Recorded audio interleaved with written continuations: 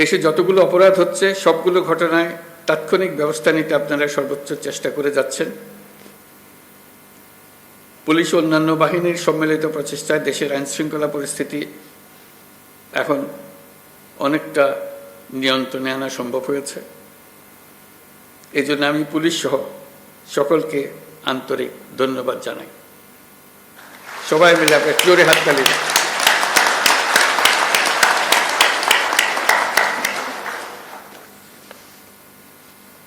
এই হাততালি আপনাদের প্রাপ্য।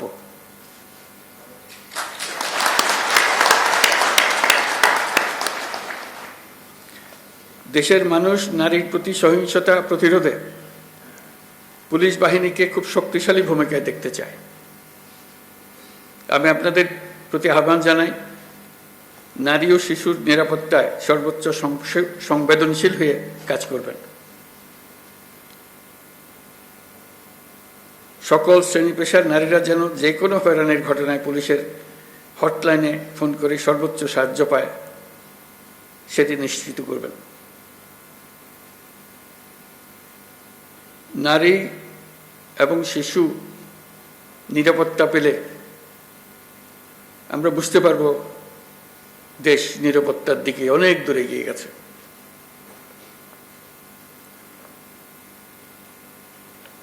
আমরা জানি পুলিশ বাহিনীর সামনে নানা সীমাবদ্ধতা ও চ্যালেঞ্জ রয়েছে। অপ্রতুল জনবল, লজিস্টিক্স ও পর্যাপ্ত বাজেট ইত্যাদি। কিন্তু আমাদের সবচেয়ে বড় চ্যালেঞ্জ হলো বিগত 16 বছরে পুলিশ জনগণের মধ্যে যে দূরত্ব সৃষ্টি হয়েছে সেই দূরত্ব কমিয়ে আনা, পুলিশ বাহিনীর প্রতি মানুষের আস্থা ফিরিয়ে আনা। আমি বলবো এটা কঠিন না।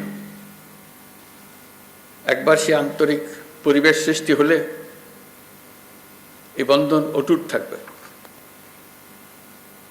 আমাদের সমাজ যে একটা সুশৃঙ্খল সমাজ, সেটা প্রমাণিত হবে। আমাদের সবাই মিলে একটা সর্বাত্মক প্রচেষ্টা হবে যেন মানুষ এবং পুলিশের মধ্যে দূরত্ব আমরা গুছিয়ে ফেলতে পারি।